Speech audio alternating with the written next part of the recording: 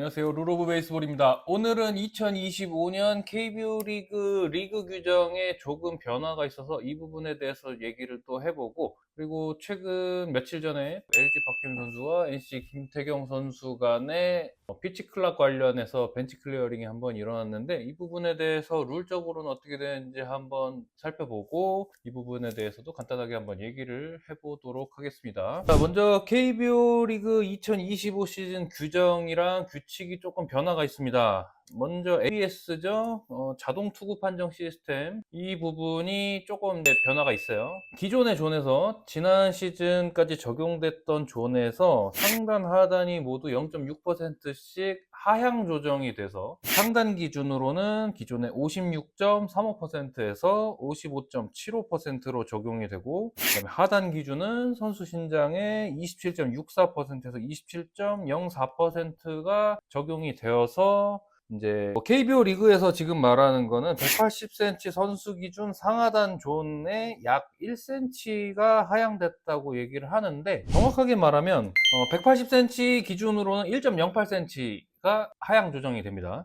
170cm 선수 기준으로 했을 때 1.02cm로 170cm 선수한테 기준으로 했을 때 좀 더 정확하게 1cm 하향이 된 거고, 그거보다 키가 더 큰 선수들은 조금 더 존이 많이 낮아집니다. 그래서 190cm 선수의 경우 1.14cm 정도의 존이 낮아지는 결과가 나올 것으로 예상이 되고요. 지금 보시면 190cm와 170cm 선수 간의 차이는 0.12cm 정도인데, 사실 정말 미세하게 존이 다르긴 합니다만, 이 부분도 사실 어쨌든 아주 약간이라도 스치기만 해도 콜이 울린다는 점에서 볼 때 결코 작지 않은 수치라고 얘기할 수도 있을 것 같고요. 이 부분은 현장에서 관계자 의견들을 종합해서 지금 하이패스트볼 같은 경우나 높은 존에 너무 좀 과도하게 높게 존이 설정되어 있는 거 아니냐라는 의견들을 바탕으로 해서 이 존이 좀 개선이 된 것이라고 발표를 했습니다. 아무래도 기존보다는 하이패스트볼이나 뭐 높은 변화구, 이런 브레이킹볼 같은 것들이 조금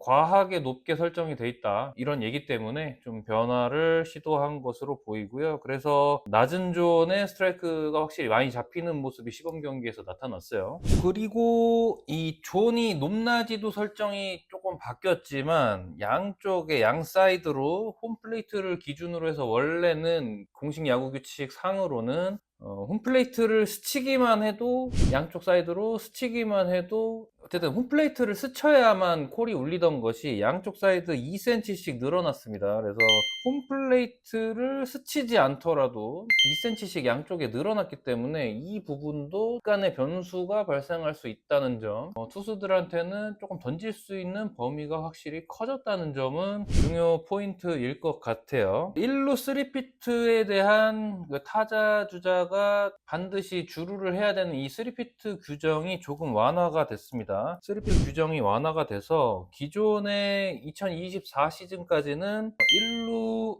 홈에서부터 1루로 가는 1루 베이스 후반부에 그라운드에 이제 그려져 있죠, 3피트 라인이. 이것이 원래는 바깥쪽에만 설정이 되어 있었다면 이제 안쪽까지 모두 인정하는 것으로, 작년에 메이저리그가 이 규정을 변경을 했는데, 이 부분도 KBO도 같이 변경 사항에 대해서 따라가는 모습을 보여주고 있습니다. 그래서 안쪽으로도 달릴 수 있다는 점을 이번 규칙에서 발표를 했고요.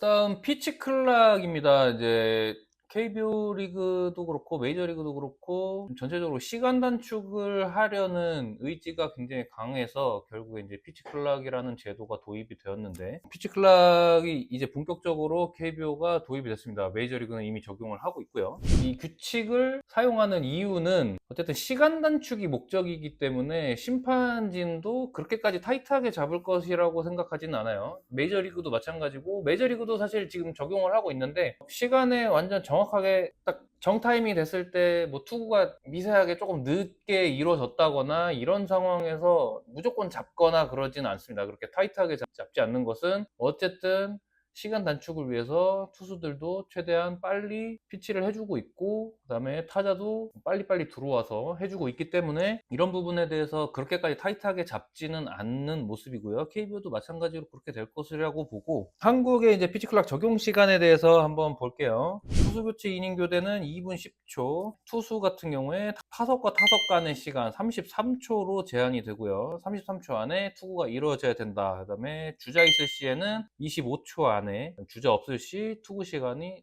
좀 더 짧아지면 20초로. 이 부분은 퓨처스 같은 경우에는 2초가 더 당겨져서 1군보다 퓨처스에서는 좀 더 빨리 준비를 해야 된다는 점, 아마 이것도 퓨처스에서는 약간 테스트를 해보는 형식이라고 생각하시면 될 것 같고, 퓨처스에서도 괜찮다라는 어느 정도의 그 결과물이 나오면 아마 1군에도 똑같이 적용이 될 것이라고 봅니다. 그리고 포수 같은 경우에는 9초가 될 경우, 피치 클락이 이제 9초까지 떨어질 경우에는 반드시 포수석에 위치하여야 한다. 이 부분까지 적용이 됩니다. 그래서 포수가 예를 들어 주자가 있을 때 벤치에서 작전이 나오고, 이런 상황에서 9초보다 더 시간이 많이 남았을 경우에는 앞으로 나와가고 뭐 작전을 전달을 한다거나 사인을 전달을 한다거나 이런 행위들이 있는데, 9초가 됐을 경우에부터는 9초 아래로 떨어질 경우에는 포수는 반드시 사인을 내지 못하고 이제 포수석에 앉아야 한다. 이 부분입니다. 타자 같은 경우에는 이제 8초가 표기되는 시점까지 타격 준비가 완료가 되어야 한다라는 것이 핵심 포인트입니다. 그래서 피치 클락은 이렇게 단축을 했고, 이 피치 클락을 통해서 얼마나 시간이 좀 단축이 될지 한번 지켜보는 것도 재밌는 요소가 될 것 같아요.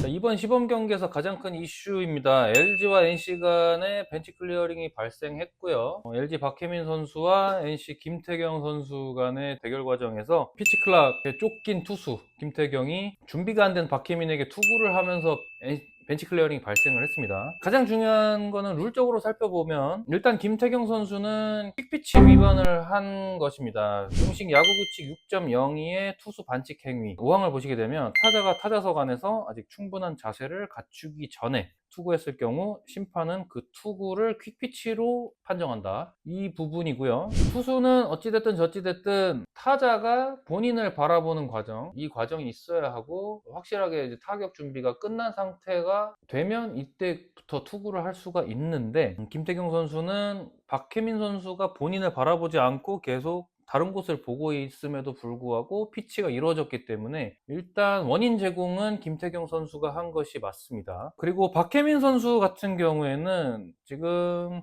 사진을 보시게 되면 잠실야구장의 피치 클락 사진인데, 중계 화면에는 보이지 않지만 양쪽 1루 측과 3루 측에 피치 클락이 있습니다. 그래서 박혜민 선수의 동작을 보시게 되면 지금 본인의 루틴을 가져가면서 피치 클락과 확인을 하는 것으로 보이고요. 본인의 지금 루틴이 피치 클락과 어떻게 지금 적용이 되고 있는지 어느 정도 시간을 지금 계산을 해보고 있는 과정이라고 생각을 합니다. 그 부분에 있어서 박혜민이 준비를 하는데, 지금 김태경 선수가 투구를 했죠. 저는 이 상황에서 제일 아쉬운 부분은 주심의 운영 능력이라고 생각을 합니다. 지금 주심을 보시게 되면 타자가 완벽하게 지금 자세를 갖추고 투수를 바라보는 과정까지 체크를 하고 세 포지션에 들어가야 합니다. 심판은 지금 세 자세로 나뉘어요. 기본적으로 투구가 이루어지기 전에 투수 타자가 다 지금 준비를 하는 과정을 지켜볼 때는 편하게 스탠드하고 있습니다. 서 있는데, 이제 모두 준비가 끝났다 했을 때 심판은 세 포지션 자세라고 해서 살짝 굽혀서 살짝 내려갑니다. 이제 공을 보기 위해서 내려가는 자세인데, 이게 세 포지션이고요. 그리고 판정을 저지를 하는 과정이 있고요.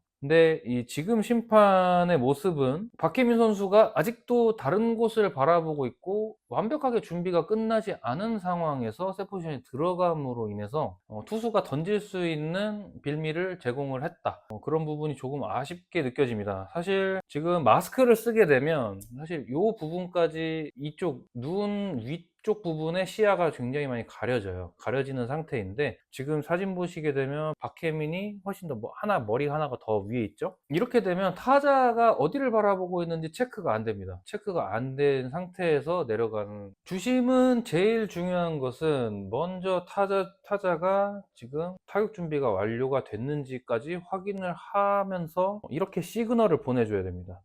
투구하지 마세요. 기다리세요. 이렇게 시그널을 보내주면서 타자가 지금 준비가 끝났는지에 대해서 확인을 완료를 하고, 그러고서 이렇게 손을 내리면서 피치해도 좋다라는 시그널을 보내줘야 하는데, 그런 시그널이 전혀 없이 먼저 본인이 셋 포지션에 들어감으로 인해서 좀 착각을 할 수 있는 빌미를 제공을 했다. 그래서 박혜민 선수 지금 본인이 지금 미스를 했다. 박혜민 선수가 준비가 끝나지 않았다는 것을 지금 체크를 하지 못했다. 저는 이렇게 보여집니다. 그래서 주심의 운영의 묘가 조금 아쉬웠다라는, 심판의 미스라고 생각합니다, 개인적으로.